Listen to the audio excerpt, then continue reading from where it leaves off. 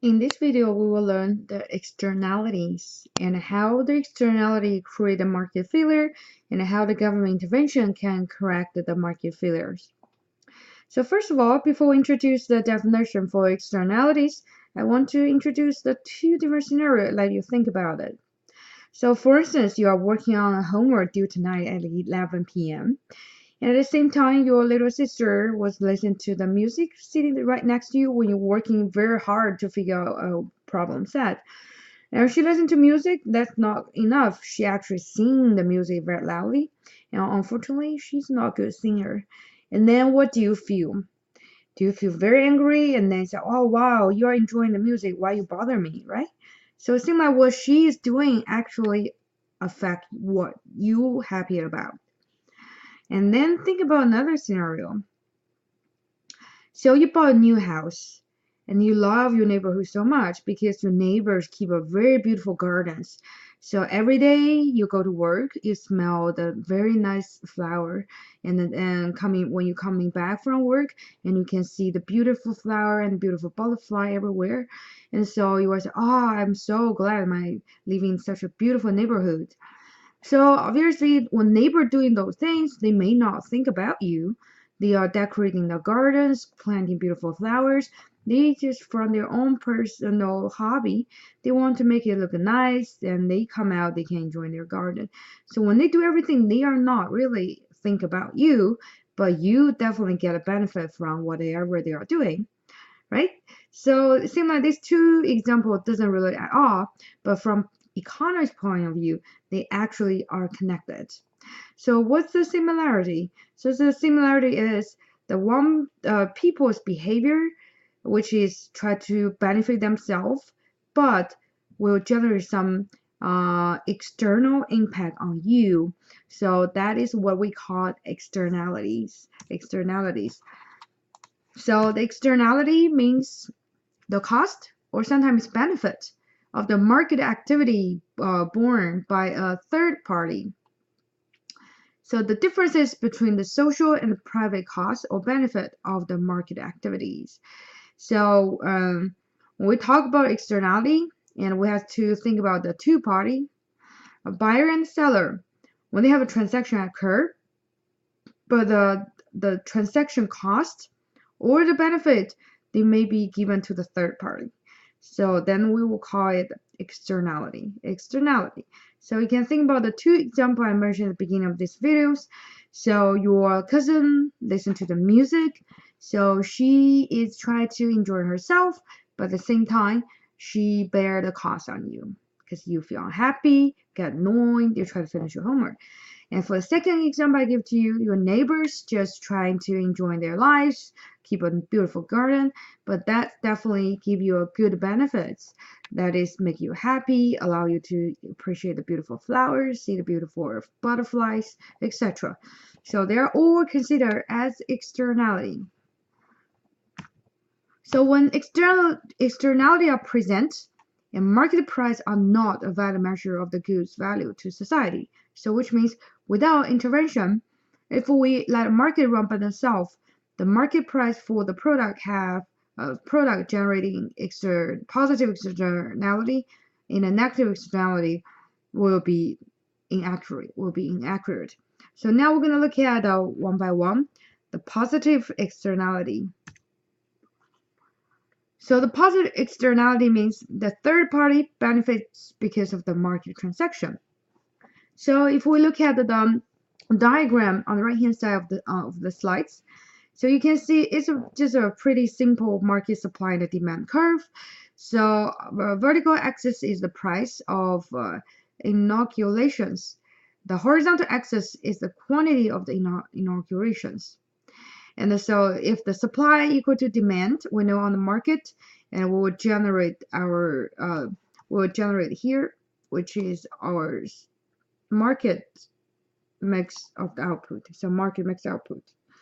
So at this point, and so we know by producing the inoculation will generate benefit to the general public, not just for the people who purchase the inoculation. So which means if we think about the benefit it generates, So if we let society decide how much they want, so demand, they have better preference than what we are seeing on the slides. So which means if we will have the benefit generated to the third party, and we're supposed to see our demand curve for the society will be on the right hand side of the market demand curve. So because the product itself generated benefit to the society. So by including the third party's benefit, so demand curve should be on the right hand side of the market demand curve. So under the new demand curve D2, and we find the new intersection here, and corresponding to new intersection, the price goes up, and most importantly, we can find the output, the maximum output amount also increased from Q1 to Q2. So that's pretty reasonable if the product do generate a lot of benefits for the third party, and we want to produce them more so that we will be able to benefit more people. So that's why we see the new output, the optimal output will be Q2, which is on the right hand side of the Q1. So in another word, they produce more if we need to consider the benefit generated from the third party. And so here, besides the inoculation, also the public education. So that's why you think about the reason why you don't go to private school is because you think private school is too expensive. But how can public school be so? How can the public school be so cheap? Yes, because we got subsidized from the government. Government have been aware the property of the public education. So they know the public education will generate the positive externality, because if we have more educated people, the less crime we will have, the better life quality we will have. So definitely, the more people get educated, the better society we will have. So the education itself generates a positive externality. So that's why the government has to step in to help out. And so if we have negative externality, so think about what we're seeing on the right hand side. And so the vertical axis is the price of the polluting goods, and the horizontal axis is the quantity of that goods. But so given the market, so if we let market run by themselves, and we can find the market optimum will be P1 is the price, and the Q1 is how much they want to produce. So however, as we know, this case is the product generate a negative externality, which is the pollution. They will generate pollution. So what is the social needs? What is the public needs? So since they will impose the negative impact on the people, and so people actually don't want it a lot. So the best supply should be for the society should be on the left-hand side of our original supply curve, which is S2. So the S2 is how much the society should supply. So under the new supply curve, and we found that the price will goes up, and it's pretty common, but at the same time, the quantity of the product they produce also reduced, as we discussed. So since the manufacturing process involving the pollution, so we shouldn't produce as many as we have before, because you have to consider the negative externality imposed on the society. So that's why the supply curve will shift to the left.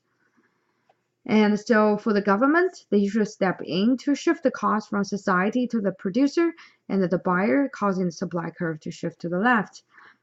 And so here I mentioned about pollution will be one example to indicate that when you're producing the product, it will generate some negative externality. And also you can think about smoking. So when people buy the cigarette and smoke, they actually impose many people and make them as a second-hand smoker. So that's actually very bad. So that's why after government intervention, they impose the tax on the cigarette, and we do see the production cost for the cigarette goes up. So still, it moved the S1 to S2. So that's why now you can see on your degree work, now you can see in the real world, the price will goes up and the quantity produced on the society will decrease. So to summarize what we just learned about externality, Generally speaking, the externality that imposed on the third party of the transaction activity between buyer and seller, we will have two different types. So for the positive externality, what we found is the society's benefit will larger than market benefit. And if we let market run by themselves, they usually will underproduce. So always keep in mind about education. So if we let all school be in the public school, we will not able to afford to let so many people to go to colleges. So the market tend to underproduced.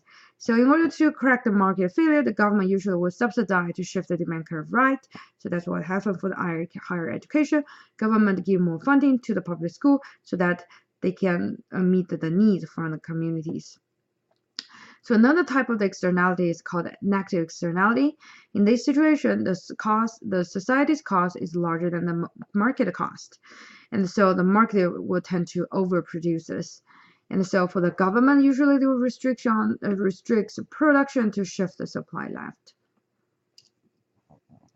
So in next video, we will look at inequality and also the market power.